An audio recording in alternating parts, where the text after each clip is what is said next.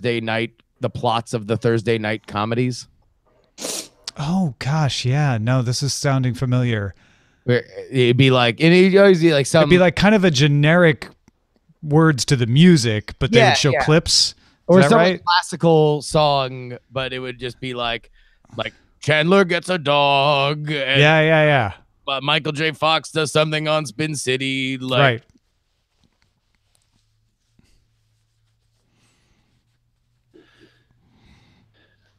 This is a great segment I like to provide to the patrons called Remember That Thing? Yeah, no, that's ringing a bell. That was like an early 90s, mid 90s thing, something like that. Well, when there was literally nothing but money. Like, it was just like everybody was minting money. So like, let's compose original music for one use for this like collection of programming. Oh man. That's when everything was still done in-house.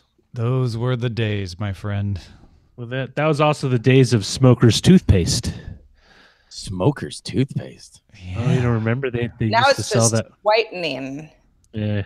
I mean, yeah. No, the Smoker's toothpaste made the transition by just becoming whitening.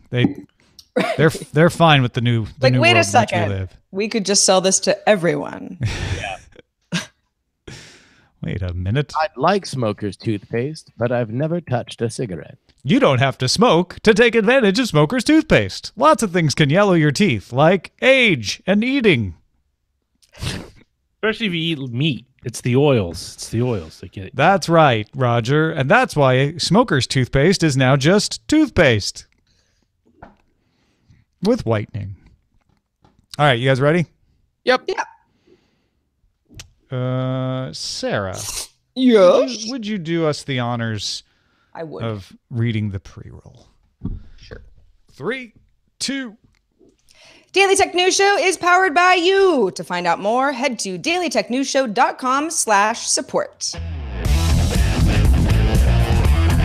This is the Daily Tech News for Thursday, February 1st, 2018. From DTNS headquarters in Los Angeles, I'm Tom Merritt. And from Studio Feline 2.0, which has a little work yet to do, but is coming along nicely, I'm Sarah Lane. And from the bucolic shores of Lake Merritt, I'm Justin Robert Young. No relation. Either Justin or the lake. Also with us is our producer, Roger Chang. Are you also bucolic? I'm content. Good. I'm glad to hear it. Yeah, Sarah, if you're looking at the video, folks, Sarah looking different behind you there. I like it. It's coming together. You. Yeah, Studio Feline is still, same place, but in a bigger room that I have all these options in now. So you can stretch out. Stretch out, different angles, all sorts of good stuff. So read mail on a new show. Join me on this journey, won't you? But first, let's start with a few tech things you should know. Chat platform Discord is letting users connect their Spotify accounts together to showcase listening data. Spotify premium subscribers can listen along to songs and playlists together with other premium members within their Discord server. The update will be available for both the Mac and PC browsers. There are some iOS options as well, but a little bit more limited. YouTube Go, the lightweight app designed for bandwidth-constrained situations, has expanded from India to 130 countries. YouTube Go is only 10 megabytes, offers 3 different quality size downloads, previews before streaming, and works on phones running 4.1 Jelly Bean and newer. It's almost like a classic operating system at that point. Microsoft announced a bunch of stuff that you really need to read if you're like in an enterprise situation and want to know for sure what's going on. But the rough version is the last 3 Windows releases, 1709, 1703, and 1607, will be given an extra 6 months of support beyond the normal 18 months. So that's good news. You get a little more extended support.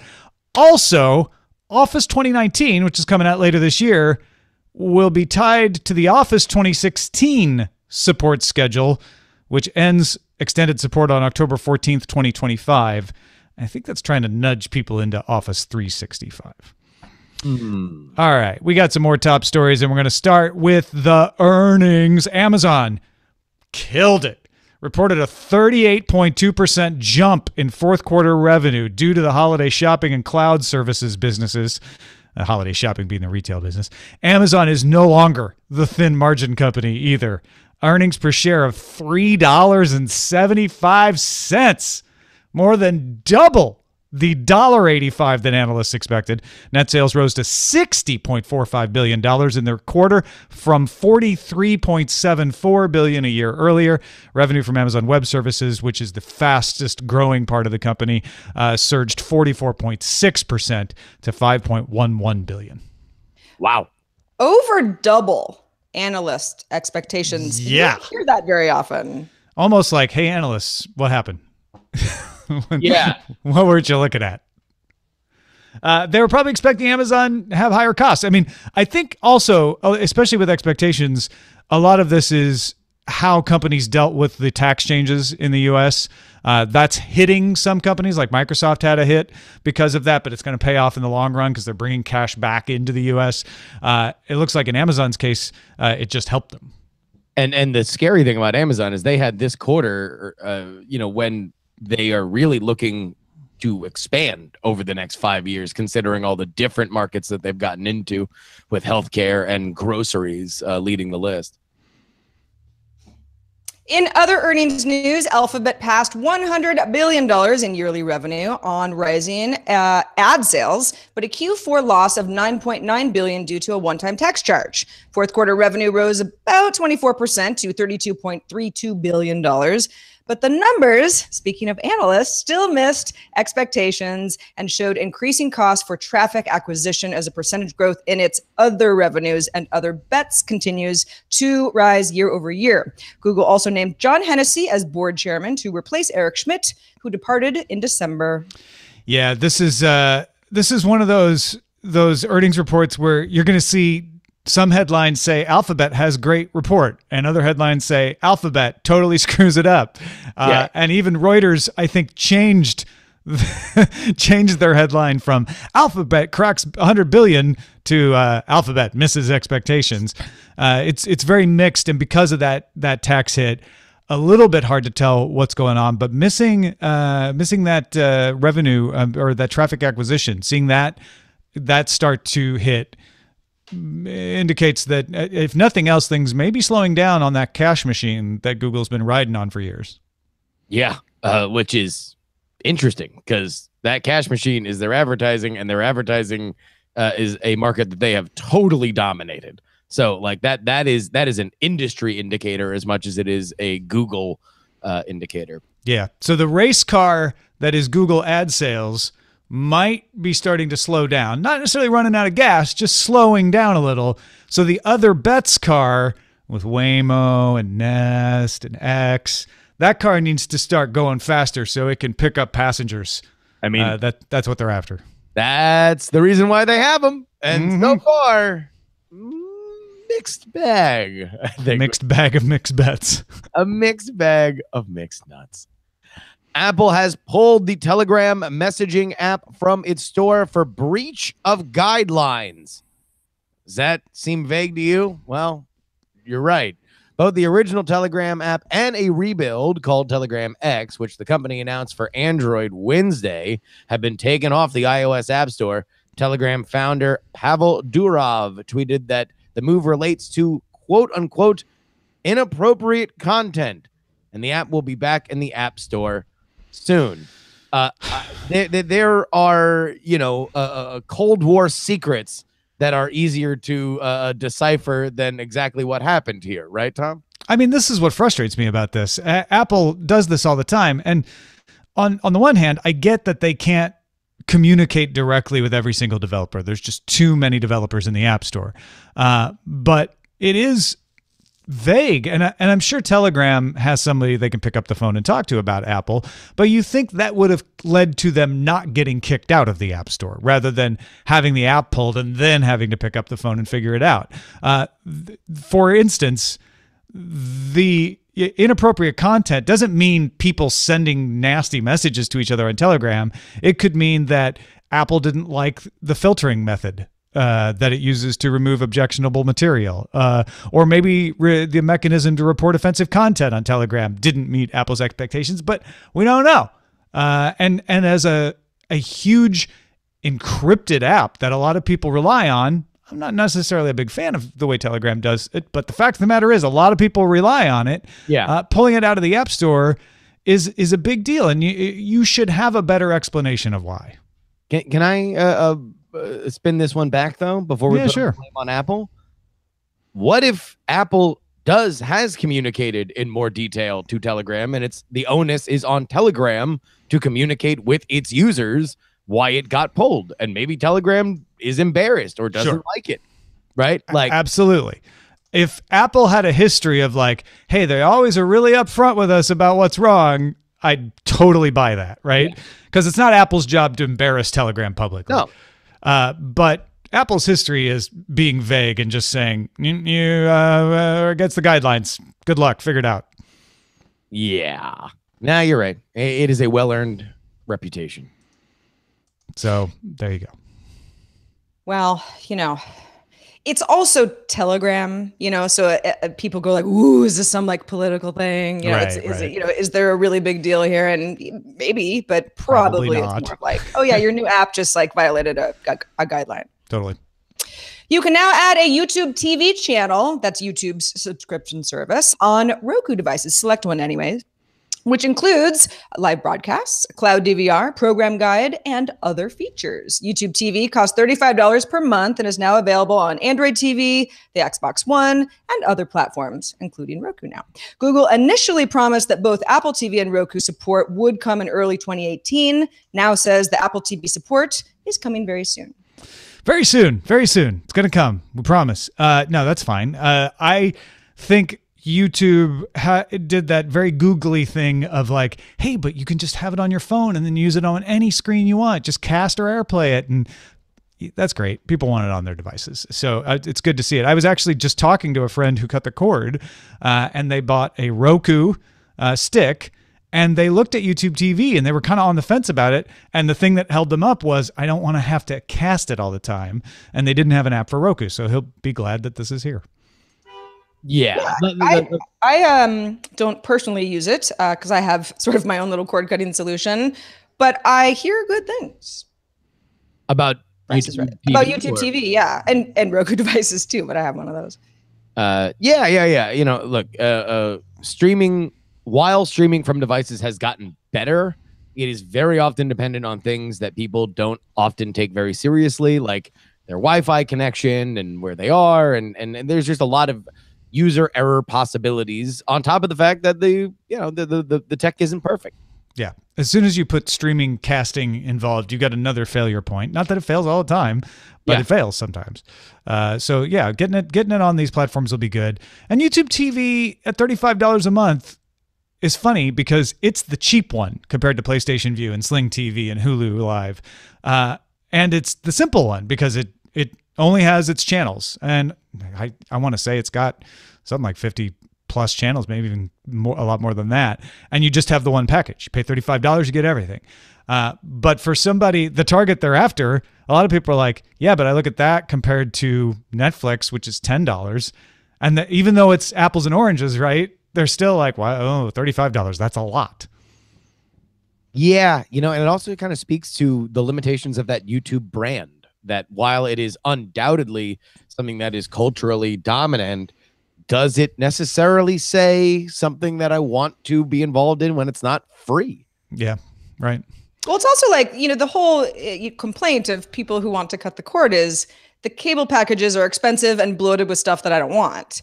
But all of these offerings that we continue to see give us more options, but it's like $35 is a lot unless it's all the channels that you still want. So you're kind of still like dependent on the bundle that you get.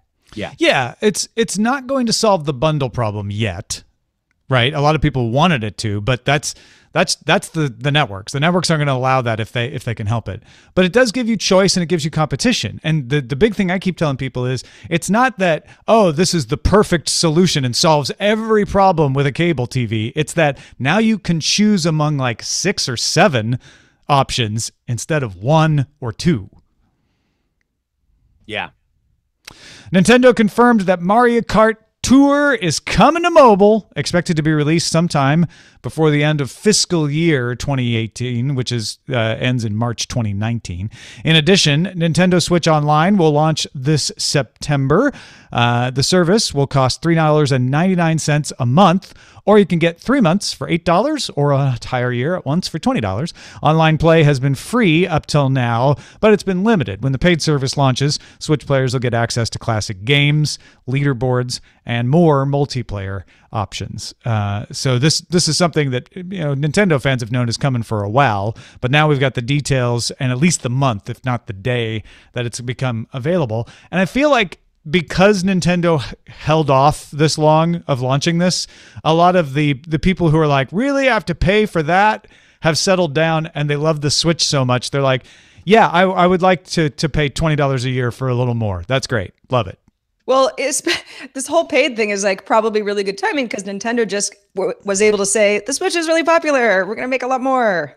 Yeah, send them to people. So, and also look, $20 a year, no brainer, right? Well, the knock when Nintendo first announced that you would pay for online, and then offer these classic games was like, it's not as good of a deal as Xbox. There's not as many multiplayer things. PlayStation gives you so many cooler games and you get to keep them. Nintendo's like, the comparisons didn't look good, but I think Nintendo is so smart by waiting until people were like, yeah, but now that I've been using the Switch, I realize $4 for, yeah, sure, I'll do that. It's not an apples to apples comparison. Instagram's newest stories feature now include type mode, which lets users add text blocks to their stories with customized colors and backgrounds. I know what you're saying. That looks like those weird posts I see on Facebook. Well, yeah, you pretty much got the idea. Users can also now create archives of photos and videos that they've posted to their Instagram account, which hides these posts from their followers without actually deleting them. what in the world would, like, I'm trying to think of a use case where I would want to do that. What am I missing here? If it's in my like Instagram collection, why do I want to save it and hide it? I see people doing this on Facebook all the time. My brother does this a lot, where they just make a big block with the like, you know what's funny? Turtles with rainbows. He's never posted that, but it's sort of a like, it's a conversation starter that like grabs you more than a regular post. Well, more than just text, right? So I think that those are the two different stories, though. Like what? Yeah. The text stuff, I don't even know why it works on Facebook, but I've gotten used to it at this point. Not really sure why we just need to see a bunch of words on a photo app, but hey, what do I know? The archiving without deleting photos on Instagram, though, I'm like, I just can't think of when I would do that unless I don't know, like felt like I needed, more privacy settings on something, but I wanted to keep it and maybe make it public later again. So I don't know, man. There was a story that I read a while ago about the differences in how people use Instagram, and specifically amongst the youth these days. The big thing is to have a curated, like 15 photos at all times, never more, right? Oh. If that's the idea, that you are just always doing it, and the only other way to take it off of your account would be to delete it previously, this offers you another way to keep your data on their servers, so you could still have it. You don't have to think about it. You just know you have a backup. Well, yeah. I mean, if that's how I was using Instagram, then this would be a great feature. Yeah. The text thing, it's like, it's not as if people aren't already taking screenshots, that are images and, posting stuff with text. Those are my least favorite posts, but I think, I see them enough that I understand that they have enough popularity that it's like, if Instagram could just build that themselves, they will. Yeah. And also it's just, look, Instagram is trying to pioneer that space in a way that Snapchat has, in some ways, kind of not dropped the ball, but certainly enjoyed their lead while everybody else has developed around them. So this is, again, I don't know. I can see possibly a use for it, but who knows? Yeah, that archiving thing, that's one of those situations where I look at it and I say, I get that people want this, and so they had to do it. Yeah. But like you, Sarah, it's not something that I ever thought that I would need. And even looking at it, it's not one where I say, oh, now that they've put that out there, I know I would take advantage of it because XYZ. It's a cultural thing, right? And those things come and go really fast on social media where it's like, oh yeah, 15 posts, that's the new trend and everybody does it. And I'm just not very trendy, I guess.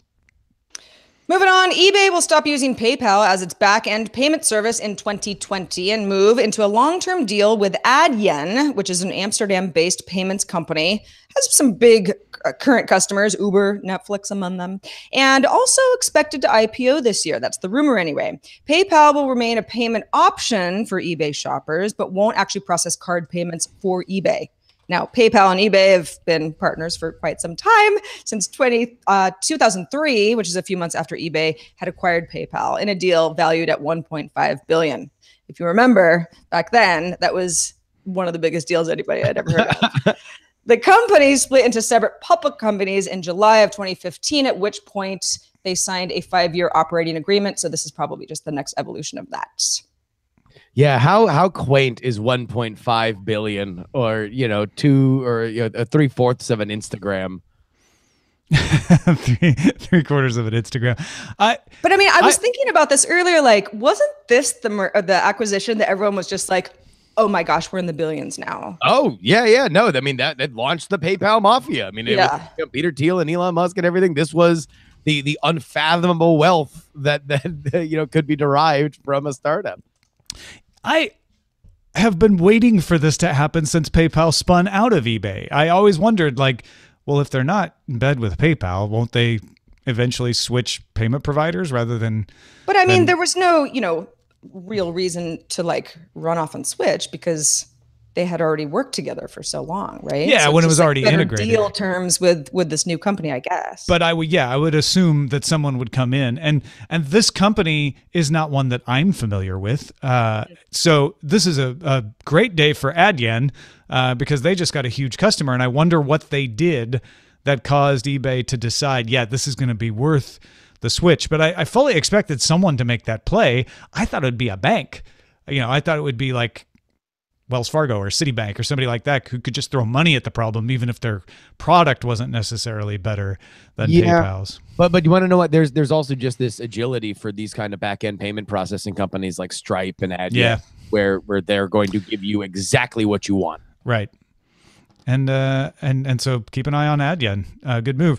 eBay, interesting company in that, a lot of times you forget that they're around. They're not like Amazon or Facebook, but at the same time, they have not dived. They have not fallen into disrepair. They're not an Excite or a Napster.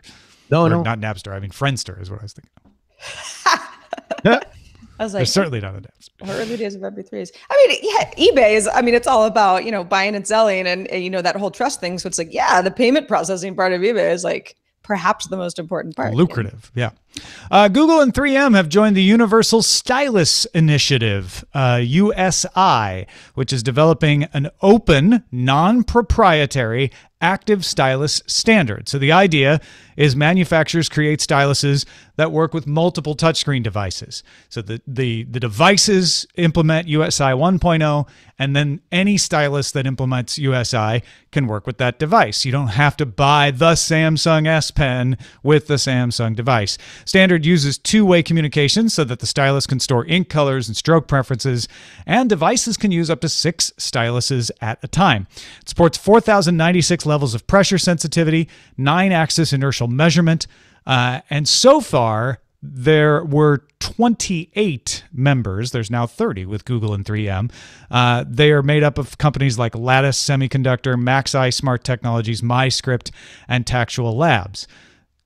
3M and Google getting in here, big deal. Now 3M can make some styluses that'll work with Android tablets made by Google, Google Pixel devices, Google Chromebook devices potentially.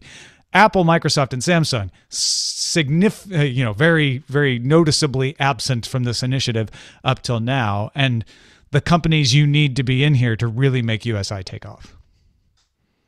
Yeah. Obviously, I think that the once maligned stylus is something that I think has made a comeback as we have gotten more into the like prosumer art, tablet kind of large format tablet era. But you're right. If Apple and Samsung are not involved in this, then it will have a hard time. Really. I mean, it was a harder time till today. Now that Google's in, suddenly it's like, okay, maybe that'll open the door a little bit. I don't know. I could see Microsoft, Apple, and Samsung are going to be the hard sales.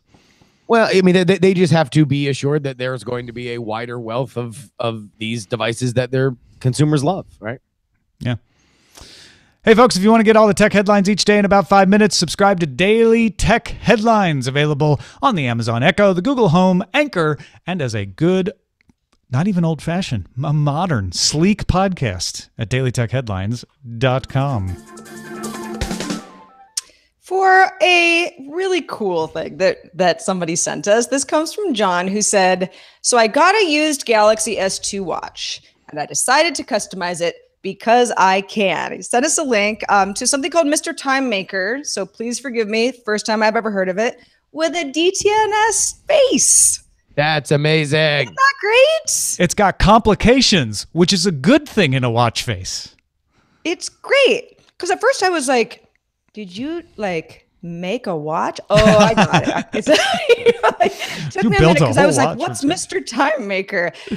Yeah, it looks really cool though. Yeah, thank you, TextJeb. This is pretty sweet. So you can go check it out. MrTimemaker.com/watches/search/DTNS. We'll have the link in the show notes as well. Or I think you probably just search DTNS on MrTimemaker.com too. Thanks for doing that. And thanks to everybody who participates in our subreddit. You can submit stories and vote on them at dailytechnewsshow.reddit.com and get in there on the Facebook group. Lots of really interesting threads going on these days at facebook.com/groups/dailytechnewsshow. The mailbag has been getting full, Sarah. We're not ever going to be able to answer all of the emails in the show anymore. What will we do? Some sort of a plan for an overflow show once a month to start that could address some of these great emails we get. We'll have to see about that Friday after I do Current Geek or something. That's right. 5 o'clock Pacific time-ish. Yeah, maybe not live. Not sure. Yeah. But what's in the mailbag today? Reason of the new studio. Exactly. New shows, new ideas, new memories to be made. Okay, I'm not going to say this person's name because I think they wanted to remain somewhat anonymous. I really enjoyed the coverage of the hardware shortages caused by the crypto boom. But you failed to mention a common component that impacted me in my day-to-day work. I support a faculty at a small liberal arts college with computing as it relates to teaching and research. One of the faculty members I support uses a dual processor, dual graphics card system to help teach students multi-threaded coding. The PSU recently failed on that system, and given the demands of the system, we needed to get a rather large capacity unit. We had a really difficult time locating one. When we finally did, we found interesting pricing, such as those shown below. He said 1, $229.99, 3, $10,000 each. Yeah, so this is what we were talking about with Ryan Shrout the other day. Yeah. Is the idea of, well, if people are buying multiple video cards, they're probably buying it to build a crypto miner. Exactly. But this guy's like, wait, I'm not a crypto miner. I teach multi-threading. I need multiple graphics cards, and now I got to pay $10,000 for 3 of them? That's crazy. Yeah, no way. Yeah, any solution, and Ryan kind of alluded to this, is like no solution is a perfect solution for this kind of thing. It's really hard to tell why somebody's buying a card, or multiple cards in this case. And then we also had an anonymous person write in and say, look, I work maybe for somebody who delivers internet. You see, the ISPs can't directly and suddenly start bandwidth capping and throttling, as the public backlash would be extreme. What they can do is make it very expensive for other companies who serve data to their customers, and trust me, they will. Netflix, Amazon come to mind quickly, but with the increase of online video delivery platforms eating directly into our profit margins, meaning the ISPs, it only makes sense that the ISPs wish to recoup that loss. The way they will do it, at least in the short term, is with backroom deals that closely mimic paid prioritization without directly calling it that. Sure, Netflix can put their servers in our colo if they want to pay us for the right. If Hulu wants NBC locals on their platform, we can make sure NBC understands that the price they pay will be close to the price the cable company pays or more if they want us to keep feeding them the bandwidth that fuels their network. While the net neutrality laws don't specifically govern this type of transaction, it makes it much easier to do it without getting caught or at least noticed now that those guidelines are gone. The wars will be waged in peering agreements and backbone pipeline costs. The initial effects will work like trickle-down economics in reverse. So I guess trickle up. Everything you watch and listen to is delivered over fiber at some point, and that fiber is owned by the ISPs. The more they can charge, the better it is for their bottom line. Where are they losing market share? Video delivery, because of cable going away. How are these services serving their video to us? Over fiber. While I applaud the states for trying to figure out a way to put in net neutrality, in the end, it's somewhat futile. The cost for consumers will go up as a result of the repeal of Title II oversight. It's just a matter of time. Not just the Netflixes of the world, but the Hulus and the PlayStation Views and the Sling TVs as well. The states usually either contract with ISPs to maintain Type 2 dark fiber, which the ISP owns, but the client lights up, or straight up pay the ISP to fully maintain an ELAN. In either case, actually canceling a contract or even choosing to renew it would cost the state millions, if not billions, to redesign their network or bury their own fiber or have another carrier to build it out. So the gestures are rather symbolic. The states won't cancel anything, and the ISPs know it. This sounds bleak, I know, but the silver lining is the ISPs are probably going to be rolling in money and will hire plenty of new workers and pay them well. At least this person hopes so because they work for an ISP. So there you go. From inside the ISP, a view on the net neutrality rules. And this is, I think, an interesting perspective to say, yeah, these new state laws in Montana and New York, we're betting they won't even affect us. And I guess the big takeaway here is that we should probably start worrying less about, the Burger King metaphor of fast and slow Whoppers, right? And just rather worry about the cost of Whoppers going up, like, because these deals are going to happen behind the scenes in very unsexy, uncovered areas of our digital streaming lifestyle, and we'll just see a creep in the price for all of these services, and it will make it harder for new platforms that explode to get a foothold because they won't be able to get the deals that the big boys get. Yeah. No, absolutely. And they're definitely going to take California to court over California's attempt to put net neutrality laws in place, and that's going to delay that. And that means that these things that don't actually violate net neutrality but were harder to do with Title II can now happen behind the scenes, and probably wouldn't violate the California law. And it's a complex problem, but it means stuff isn't going to happen out in the open. Is the upshot. By the way, insta correction here. Waffleophagus pointed out I was saying video cards in regards to the email Sarah just read. Power supply units is what he actually said in the email. Yeah. So I'm correcting myself. Everything I said, just swap out power supply unit and it still makes sense, I think. Speaking of making sense, Justin Robert Young, what is going on in the world of politics? Oh, Sarah, it's always a revolving door of such monkey Talk business. about complexity. I know, Talk about backroom deals. There's a lot going on. And as always, folks, you can listen to it at politicspoliticspolitics.com. That is my show where I talk about politics. And if you are in the Bay Area, you can come see my live show on March 1st at Piano Fight. Just head on over to pianofight.com and you will be able to search their calendar. We're on March 1st. The Politics presents the American Sex Scandals Bracket. We're going to break down the historical, most juicy, lurid sex scandals of the modern political, or not the historical political era. That's everybody from FDR. Sounds like a long show.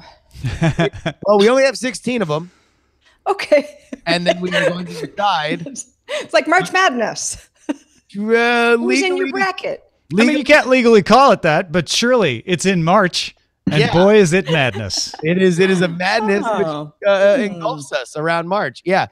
So look, it's going to be super fun. And I actually talked to the Piano Fight people yesterday, and I haven't even really begun talking about this, and the show is half sold out. So if you want to go, door tickets will probably not be available. I would suspect it will sell out sooner rather than later. So if it interests you, I would say get your tickets now. Head on over to pianofight.com to do it. 7 p.m. on March 1st. So even if you're in South Bay, North Bay, East Bay, come on out. And it will be St. David's Day, so I encourage everyone to wear a leek on their chest.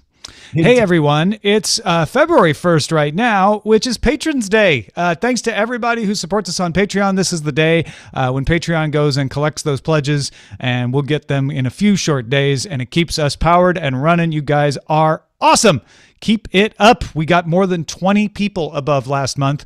And so now we've got a new goal. We got to hit even more people for next month. So keep that support coming at patreon.com/DTNS. We mentioned we have a little special mailbag segment for you tomorrow. So if you haven't emailed, or if you think you want to, be part of the show, please do. Feedback@dailytechnewsshow.com is the email address to use. We're live Monday through Friday at 4:30 p.m. Eastern, 21:30 UTC at elfgeekradio.com and diamondclub.tv.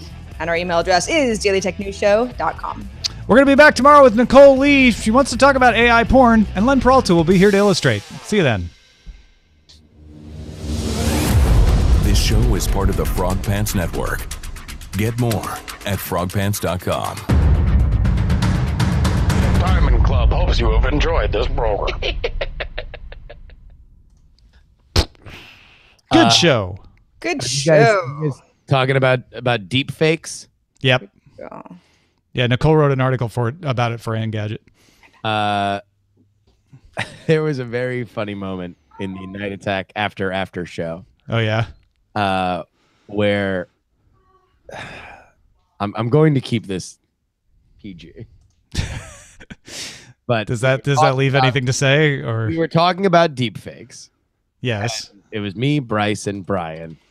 And at some point, Bryce, just full of innocence, just goes, "Oh, Ariana Grande," and clicks on a link. And what immediately finds him is something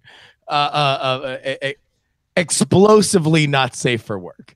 And it was a very, very funny, very funny 1-2 punch of Bryce. Oh, Ariana Grande, and then, yeah, it was.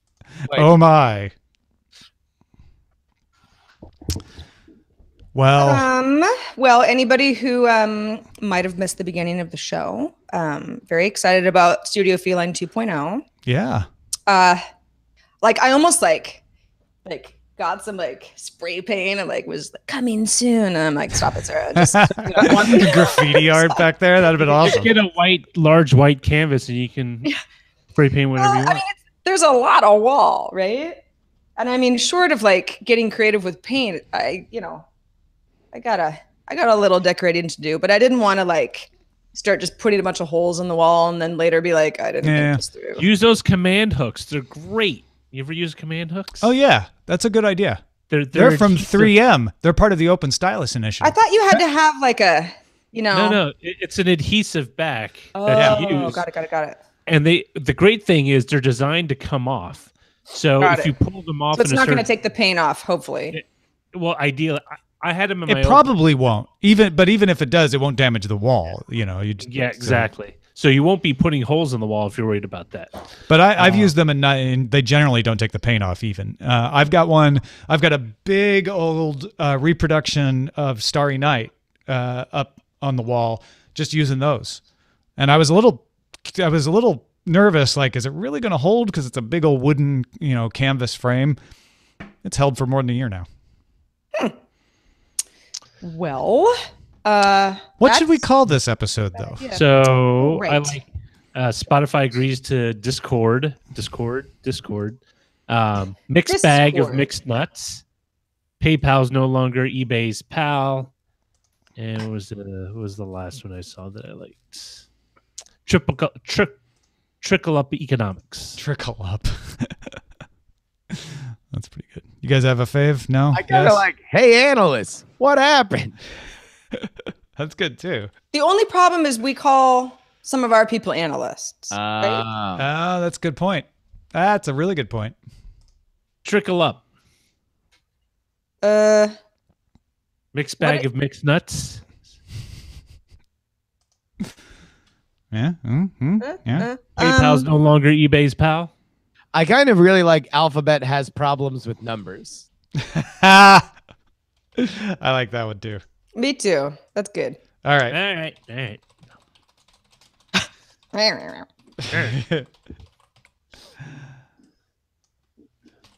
Alphabet, numbers, get it? Yes. One deals with numeracy, the other one with literacy. Exactly. You know, It's like that old Michael Jackson, Paul McCartney song. if I may mention something that gets my goat. You have a goat? Yes. And this is a thing that gets it. When you stay at a hotel and you get an email and it's like, we want your feedback, but you don't because you're just busy or don't care. Mm-hmm. And then, like, that's their little way to start just emailing you every 4 days about, like, dumb marketing things that you don't care about. Yeah. The worst. Like, I didn't even fill out a survey, which would then be like, oh, okay, she'd like to, continue. She's expressing interest. Yeah. And this just has, I don't know, I feel like it happens every time I stay somewhere now. Well, and the other part about it is it's not spam. Because the spam laws say you can't send someone unsolicited commercial email, but you can send them unsolicited email if you have a business relationship. And because you stayed at the hotel, you have a business relationship with them. Right. Yeah. And I mean, it's not like a problem to, ask your customers to take a survey, right? Like if I had no, of course exceptional or a really bad time at a hotel, I'd probably have things to say. Most of the time, it just goes fine and I don't have anything to say. And then right. And then what do you do? But you want to know what? They always like make a big deal about like, surveys really help. Surveys really help. Help us do this thing. Reward the service that that you got. And then it's like, no, you just ask me for my email or give me something for my email if you really want it. But don't lie to me, man, about this survey thing. I'm totally with you. It's so annoying. Yeah. The good ones send you anonymous, like this is we're sending this to you because you recently flew with us, right? But that's it. We're not adding you to a list. If you don't reply, that's the end of it. Right. Like not a lot of manipulation. Yeah. We're hoping to communicate, opt out if necessary. It's not hard to unsubscribe too. It's like, I understand that, that happens, but it's just one of those, like, it's just too annoying. I get an email from United every flight I take. I get one from Delta every flight I take too. The day after. The new thing. Yeah. Tell us about your flight to Fort Lauderdale. How about no? I do it too. Was fine. Although with both United and Delta. Flight recently, I got one I hadn't seen before, which was, tell us about how your Wi-Fi was, because we know you bought it. Yeah. And actually I was like, it was fine. I didn't that. I just deleted it, but I was like, but that one would get me because I'm like, they probably need to know. Like this means they want to improve it because it's specifically about that. They've probably had so many complaints and like had to issue refunds that they're like, let's figure out like when the Wi-Fi is actually fine. They've actually gotten smart with I've been on flights that have been delayed like due to mechanical stuff, and they'll use that Wi-Fi. They'll use free Wi-Fi as like a little make good. That's a fire. Oh, does that make it useless though if everyone gets it? No, not mine. Okay, that's good. I mean, maybe it has. I guess here my answer would be I have no idea whether or not it is just a crappy Wi-Fi day or right. I really haven't had any plain Wi-Fi issues in some time. It has been better. I usually do fly United, so it's like I'm not really getting a good sample, but oh no, I fly Delta and mine's been better too. So now we got two. I mean, it used to be always like you're lucky if you can send an email half the time. Yeah. And now I'm like, I'm not streaming video or anything, but I'm doing work. It's been a while since I flew United, but they didn't used to do what Delta does, which is they operate their entire entertainment system off the Wi-Fi. They do that. They do. that So on I think certain everybody's flights. doing that. Well, And I think the Wi-Fi had to be good enough to be able to do that, where it's not going to fail you. The only exception is on flights where they still have the DirecTV contract. Gotcha. So if they have the in-seat televisions that they are asking you to buy access to the television for. Oh, interesting. They don't have the server stuff, but otherwise it's everything on the server, which is great. On Delta, I was on a flight last weekend where they had the in-seat, I think it was Dish, provided service for free. Yeah. You didn't have to pay for it, and they had Wi-Fi. And then they still had their Wi-Fi entertainment Dish system. contract, or is that DirecTV? Who? Virgin. Well, I can't remember which one does the Virgin channels. Well, yeah. I mean, I know Virgin isn't the only one, but I remember Virgin being the first airline where I'm like, oh, I'm literally just on my couch watching like Bravo. Oh yeah, Virgin and JetBlue were the first ones where you're like, I could be on this "Whoa, flight forever. This is amazing." Yeah. Trash television on a flight? I remember one time, for what you just said, that it just brought up this very visceral memory of watching. It was either E or Bravo, but I wound up. It was in my business flying days, and it was. I just watched like a solid 3 episodes of. Who was the other one that wasn't Paris Hilton? Nikki something. You said it, Sarah. Richie? Nicole Richie. Nicole Richie. That's it. Yeah. It was like Nicole Richie's. What do you think you're talking to? It was her newer reality show. This is probably a couple years ago. Oh, no, this is I think that was like an AOL original or one of not AOL, Verizon's Go 180. Go 90. Go 90. I think Go it was 180. a Go 90 show. And they probably gave themselves a channel on one of those flights. But it was like the gimmick was now Nicole Richie, infamous aughts party girl, like now she has like a little sister that she's like trying to be a good role model for. Because it was sounds like the it whole, couldn't the go whole wrong. episode. I remember it revolved around the younger sister wanting to get into wanting to have a party or something, and she was like, "Oh, yeah. Listen to somebody who knows. I know, like These are not the people you want to hang with, little sis." That kind of thing. all right, Richie. Sounds like an episode of One Day at a Time.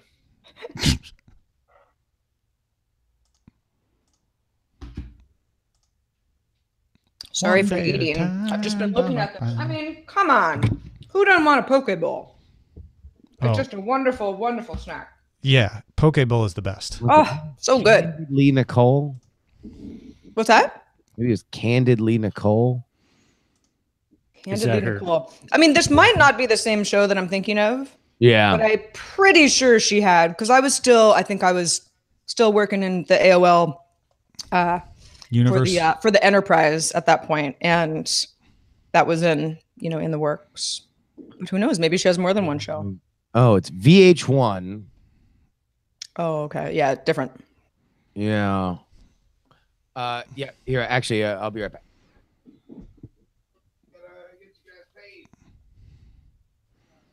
Another thing, even though who knows, I mean, the shot could change, I guess, but in the old room, I wanted to get up because you didn't want to sort of see the floor because I didn't really have a couch or anything like that.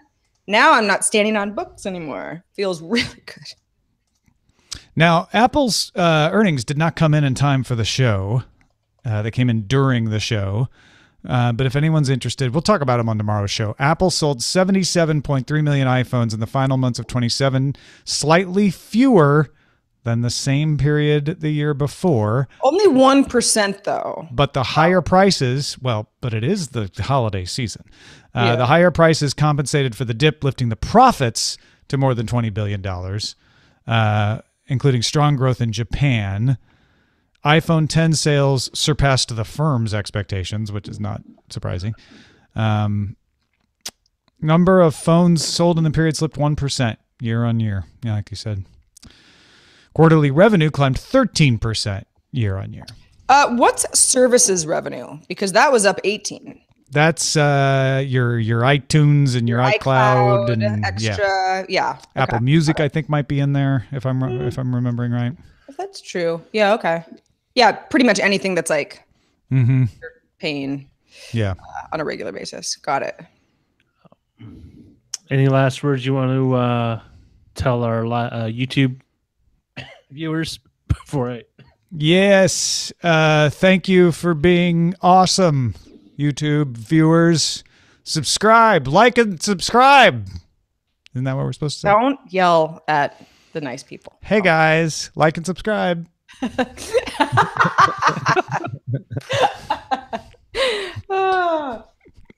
It was like somebody, I mean, I know everyone knows the joke. It was like somebody quite a while ago was like, said on Twitter, it's like, please, somebody make a script. Takes out the 2 seconds of every single YouTube video so that we just never hear, hey guys, before the content begins. Do I have to do this too at some point? It's so bad. That's what my daughter says occasionally. She's like, hey guys. Oh, she says hey guys. That's what they all do. All right. Thank you all, and see you mañana.